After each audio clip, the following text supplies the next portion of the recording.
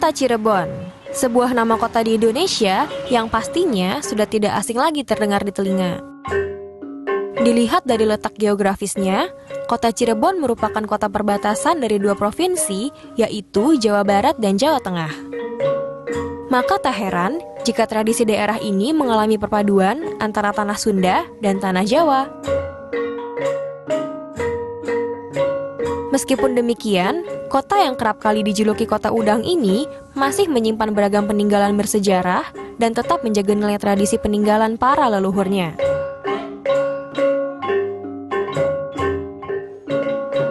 Beragam kearifan lokal kota Cirebon terlihat masih terjaga dengan apik dari interaksi sosial, makanan khas, tata kota, hingga beragam bangunan yang menjadi saksi bisu perlawanan masyarakat Indonesia terhadap tentara sekutu pada masa penjajahan terdahulu.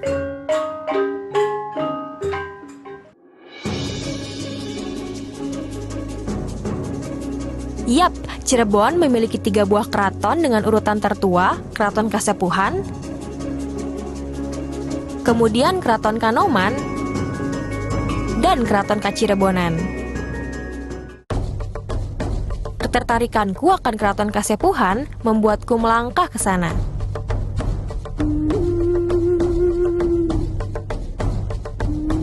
Perasaan terpukau saat aku memasuki area Keraton Kasepuhan, terdapat bangunan dan ornamen-ornamen zaman dahulu yang masih terjaga. Aku merasa sangat beruntung saat berkunjung ke Keraton Kasepuhan ini, dapat dihantarkan bertemu langsung dengan Sang Sultan Keraton Kasepuhan ke-14, Pangeran Raja Adipati Arif Natadiningrat. Ini menjadi kesempatan emasku untuk dapat mendalami sejarah serta elemen di dalamnya.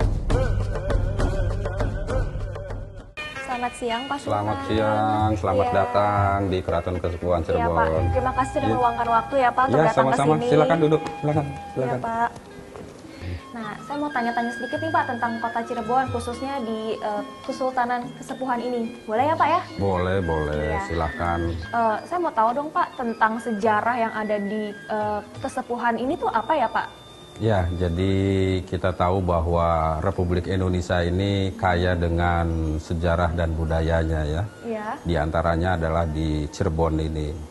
Cirebon ini bagian dari Negara Kesatuan Republik Indonesia yang mempunyai sejarah dan budaya yang sangat panjang.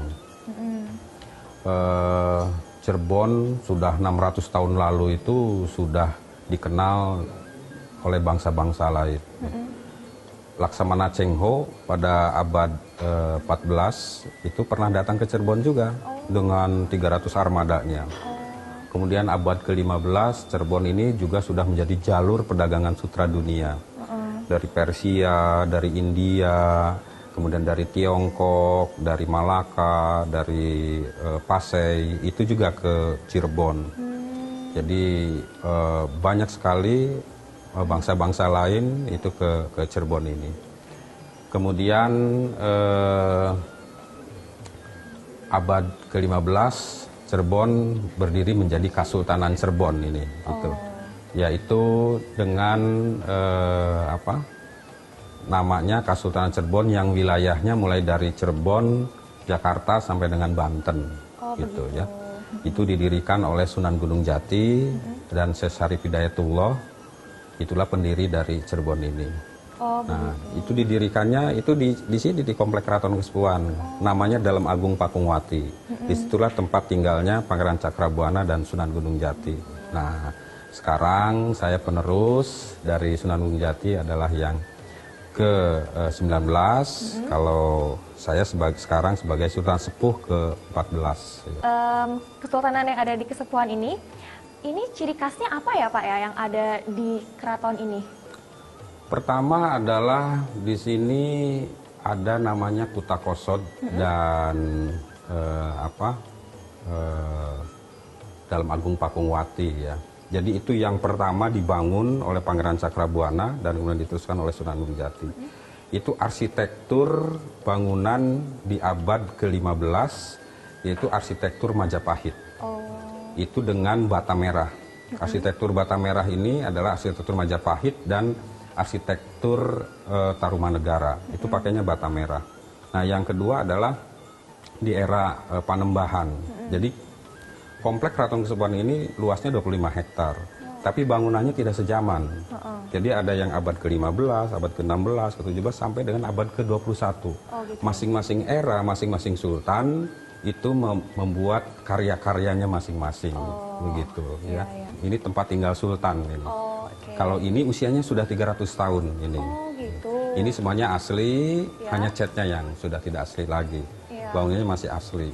Nah, kalau kristal ini dari Eropa usianya 200 tahun. Lama ya, Pak ya? Nah, kalau guci-guci yang di pojok itu usianya 1000 tahun. Gitu. Karena Sunan Gunung Jati itu salah satu istrinya adalah Putri Ong Tinio dari Tiongkok. Jadi membawa guci-guci, piring-piring, nah disimpan di dalam keraton di sini, ada di museum, kemudian juga ada di di masjid, dan kemudian ada di makam Sunan Jati, ditempel dan dipasang itu guci-guci dan piring-piringnya. Itu. Nah, itu ciri khas dari arsitektur dan ragam hiasnya ya. Saya mau tanya Pak, gimana sih caranya Kesultanan ini menjaga tradisi itu supaya sampai sekarang tetap dikenal sama masyarakat tetap mengetahui adanya tradisi-tradisi tersebut gitu? Iya, jadi ada tradisi ini memang secara turun-temurun kita pelihara ya, kita laksanakan. Pelaksananya itu adalah para wargi dan para abdi dalam ya gitu. Jadi kalau yang sehari-hari abdi dalam, para wargi yang mengurus keraton ini kurang lebih 100 orang ya. Tapi kalau ada tradisi itu bisa ribuan orang datang semuanya itu ya, bisa banyak sekali. Nah, tentunya ini tidak mudah di era sekarang kan gitu ya. Kita juga menggunakan juga sekarang ini tentunya media-media sosial itu supaya diketahui. Sudah kan? Semodern itu ya. Nah, gitu. Kenapa? Supaya tidak punah juga. Jadi terekam di media sosial kan begitu. Oleh karena itu kita terus berusaha bagaimana memelihara keraton ini dan merehab yang rusak-rusak ini. Harus membuat tentunya tempat yang representatif ya. Oleh karena itulah saya membangun museum yang baru, yang lebih aman, lebih representatif gitu, dan bisa dilihat oleh semua kalangan. Jadi benda-benda yang selama ini di museum lama itu, dan kemudian ada di kamar pusaka di dalam dan di dalam Arum, kita gabungkan di satu museum yang baru ini. Oh begitu. Aku udah gak sabar nih Pak, mau cepet-cepet lihat museumnya. Boleh ya Pak ya? Harus lihat museumnya itu ya, gitu. Harus lihat museumnya di situ, karena dari museum itu kita bisa mengetahui sejarah. Dari museum itu kita mengetahui budaya. Dari museum itu kita mengetahui bagaimana leluhur kita, bagaimana negara kesatuan Republik Indonesia ini. Jadi jangan kita tahunya sekarang saja ya, bagaimana dulu itu. Nah, itu tergambar di museum itu. Oke Pak, kalau saya mau langsung lihat ke museumnya bisa Pak? Oh boleh. Oh, nanti boleh, ya? Di sana ada pemandunya, nanti bisa ada penerimanya. Kemudian nanti bisa lihat-lihat, wisatanya satu persatu, bendanya banyak sekali, ribuan tapinya itu. Tentu Pak, ntar saya tanya satu persatu pokoknya sama penjaganya. Setelah aku puas berbincang dengan sang sultan, aku pun bermaksud melihat beragam benda bersejarah di sini. Keraton Kasepuhan bukan hanya menjadi tempat tinggal sang sultan, namun juga menjadi sebuah situs sejarah yang berisikan cerita perjuangan Cirebon di masa lampau. Bahkan di tempat ini terdapat sebuah museum pusaka yang berisikan beragam barang peninggalan yang terbilang unik dan langka.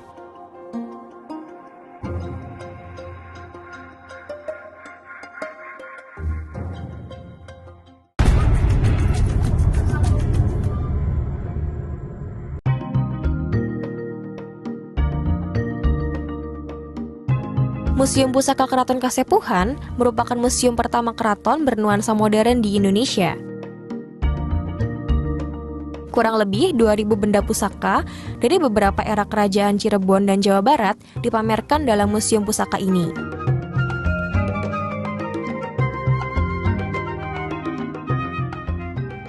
Kriterianya kayak gimana sih Pak supaya bisa masuk ke museum ini?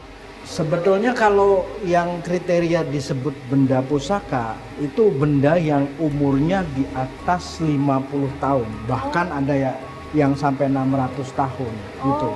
Itu kriteria pusaka. Oke gitu. Ya. Ya, terus kalau Bapak tahu keasliannya itu dari mana Pak? Sebetulnya dari jenis bahannya kita bisa tahu ya. Mana yang besi lama, mana yang bukan. Kita tahu. Bapak cara mengumpulkan ini benda-benda ini semua gimana? Sebetulnya gini, yang namanya keraton ini kan memang pusat budaya, pusat sejarah. Banyak masyarakat yang memang menyerahkan secara sukarela ke pihak keraton untuk dirawat daripada oleh mereka rusak. Oh begitu. Gitu, ya. Terus Pak, kalau misalnya nih apa dengan adanya benda-benda segini banyaknya Pak, Ya. pernah nggak sih ada kejadian hal-hal tertentu gitu, hal-hal mistik atau apa Pak? Kalau kejadian mistik sih mungkin jarang, Mbak. Cuma yang namanya benda peninggalan seperti ini yang di atas 200-300 tahun, orang dulu itu membuat sebuah senjata, sebuah benda itu tidak sembarangan. Mereka berpuasa sambil zikir.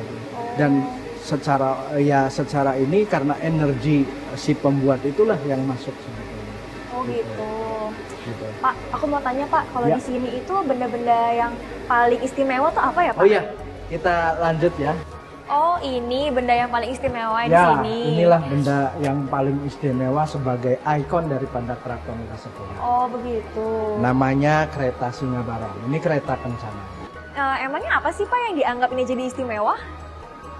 Ini adalah peninggalan abad ke-16, dibuat oleh asli orang-orang kita. Jadi ini bukan buatan luar ya. Ini arsiteknya adalah cucu dari Sunan Gunung Jati sendiri. Kereta ini abad 16 dibuat, pada saat itu mobil saja belum ditemukan. Tapi justru kereta ini sudah memakai teknologi yang akhirnya dikenal di teknologi mobil. Sudah pakai sistem as tengah, sudah pakai sistem suspensi ya, sudah pakai sistem stabilizer ya. Jadi kalau kereta ini jalan, badan akan bisa mengayun, sayap bisa mengepak, lidah akan bisa menggulung. Benda ini tuh ada kemudinya atau dengan apa sih Pak cara dia bisa berjalan? Tidak ada, karena ini kan pakai kusir. Pakai ditarik dengan kerbau bure 4 ekor ya, pakai kusir. Nah, kemudian bahannya pun bukan kayu jati seperti umumnya. Ini bahannya adalah kayu ulin atau kayu besi. Ya. Dan ini kereta yang merupakan simbol 3 budaya, 3 persahabatan. Ada belalai gajah yang merupakan simbol kebudayaan Hindu, kepala berbentuk naga simbolnya kebudayaan Buddha, sayap dari buruk atau burung yang menggambarkan kebudayaan Islam. Yang kemudian dijadikan satu menjadi sebuah senjata di belalai disebut trisula. Ya. Tri artinya 3, sula artinya tajam. 3 ketajaman di sini bukan senjata ya, tapi tajamnya alam pemikiran manusia. Cipta, rasa, karsa. Oh jadi gitu ceritanya. Ya, ini benda yang paling istimewanya. Kita lanjut ke yang lain ya. Silakan. Boleh? Ayo Pak. Ya.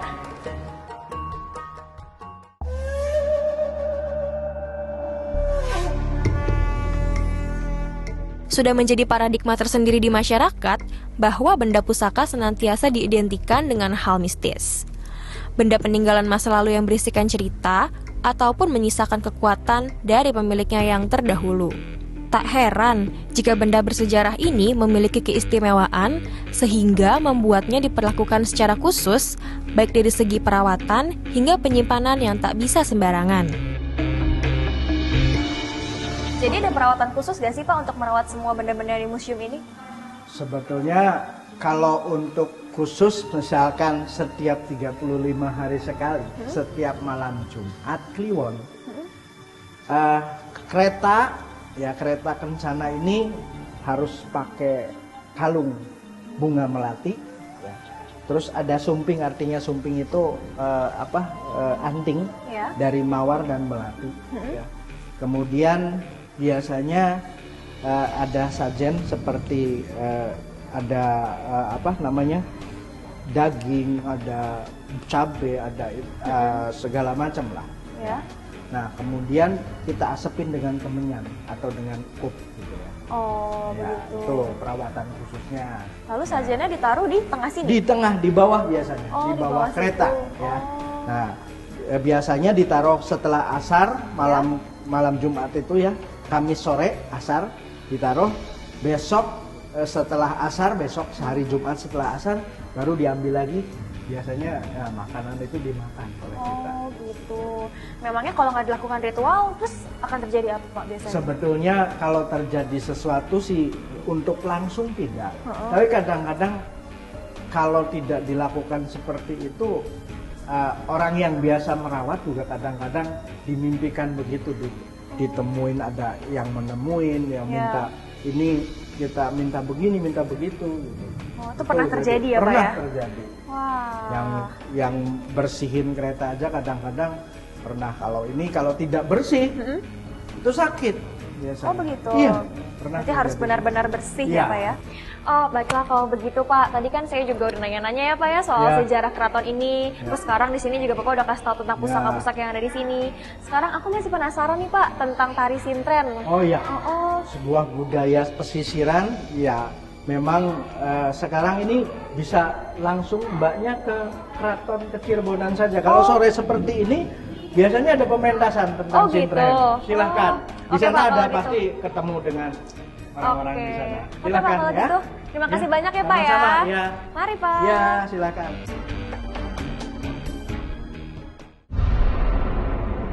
Jika dilihat, Keraton Kasepuhan memang lebih banyak melestarikan budaya lewat beragam cagar budaya dan benda pusaka.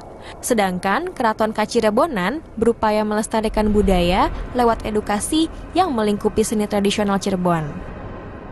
Untuk itu, aku pun mengunjungi Keraton Kacirebonan guna menggali lebih dalam lagi sebuah kesenian legendaris dari kota Cirebon yang populer dengan nama Tari Sintren.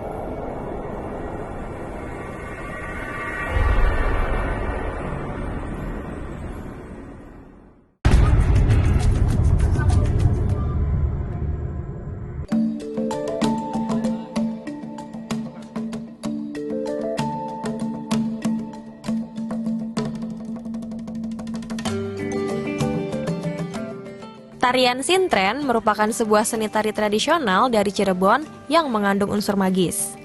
Nama sintren yang ada pada tarian ini ternyata merupakan gabungan dari dua kata, yaitu si dan tren. Dalam bahasa Jawa, kata si merupakan sebuah ungkapan panggilan yang memiliki arti ia atau dia. Sedangkan kata tren berasal dari kata tri atau putri, sehingga sintren memiliki arti si putri atau sang penari. Guna mengetahui lebih dalam beragam elemen di dalam kesenian ini, aku pun menghampiri seorang pemimpin pertunjukan sintren yang sering disebut Malin. Permisi Pak. Ya. Sore Pak, saya Filia. Dengan Bapak siapa? Saya Lang Heri. Oh, iya gimana? Pak. Saya khusus kesini nih mau tanya-tanya Pak tentang tarian sintren. Iya. Ini Bapak lagi bikin apa nih Pak? Persiapan buat pentas sintren ini bikin keranda kurungan sintren ini ya. Oh gitu. Jadi sintren itu dikurungin di sini. Pak, saya mau tanya-tanya dong Pak. Ya. Kalau misalnya mau tanya tentang sejarah sintren, kayak gimana sih Pak sejarah sintren itu Pak di Cirebon? Sebenarnya kalau sintren itu dari dulu sudah ada ya. Dulu konon di pesisir pantai Cirebon dan sekitarnya, nah itu merayakan bikin hiburan atau menghibur diri dengan sintrenan itu ya, anak-anak pesisir, ibu-ibu ya, nah itu menari-nari sintren, itu menari-menari sambil menunggu bapaknya atau para nelayan yang sedang mencari ikan di laut, biasanya di terang bulan. Malam-malam terang bulan kan dulu jarang ada lampu ya, nah itu pakai itu. Nah pada saat itu penari ada yang kerasukan.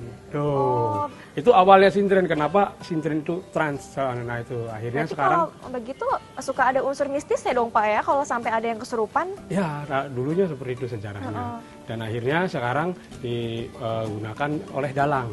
Nah itu semua dikendalikan oleh dalang. Secara pertunjukan itu istilahnya dalang yang bertanggung jawab untuk mengendalikan sintren itu sendiri. Ritualnya apa aja Pak yang dilakukan untuk kalau untuk tarian awal itu kita berdoa bersama. Dalam pagelaran atau itu kita berdoa untuk keselamatan kita semua dan itu membatasi area kita supaya jangan ada gangguan dari luar, supaya kita pada saat pagelaran itu atau pertunjukan selamat. Ya udah deh Pak, kalau gitu sambil menunggu pertunjukannya dimulai, aku bantu-bantu ya Pak ya. Di sini boleh kan Pak? Ya. Warilayu, Pertunjukan akhirnya dimulai. Seketika, suasana menjadi ramai dengan berbagai macam suara. Nada dan irama berpadu rapi guna mengiringi gerak dari sang penari. Aku pun tak kuasa menahan hasrat untuk ikut bergerak mengikuti irama.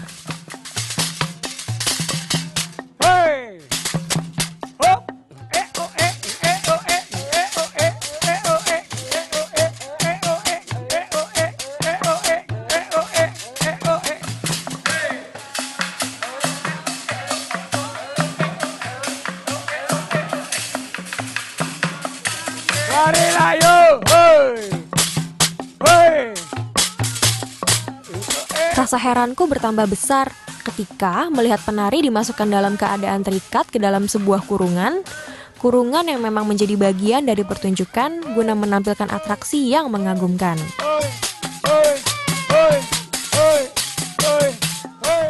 Benar saja, sebuah keanehan mulai tersaji tepat di depan mata. Bagaimana tidak, penari yang tadinya dimasukkan dengan keadaan terikat, tiba-tiba keluar dengan berganti busana. Benakku bertanya-tanya, kenapa hal itu bisa terjadi? Nirlana. Saya nari dari kecil, dari TK. Kenapa saya menari sintren? Karena dari dulu emang penari dan sintren itu menarik, jadi ya mau pelajari aja.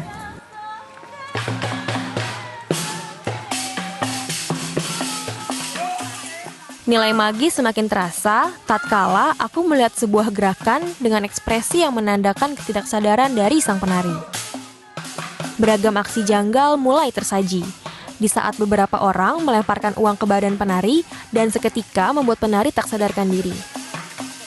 Dengan sigap, Malin pun menahan sang penari agar tidak terjatuh, kemudian mendekatkan asap kemenyan pada sang penari sehingga membuatnya kembali sadarkan diri. Tugas sebagai dalang itu hanya untuk mengendalikan si penari.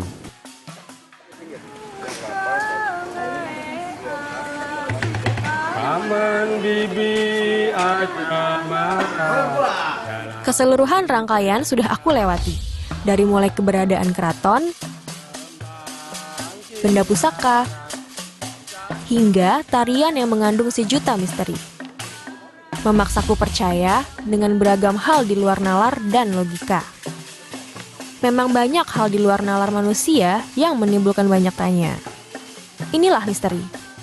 Mengandung sejuta rahasia, memendamkan segala bentuk logika, sehingga menjadikannya warisan budaya Nusantara.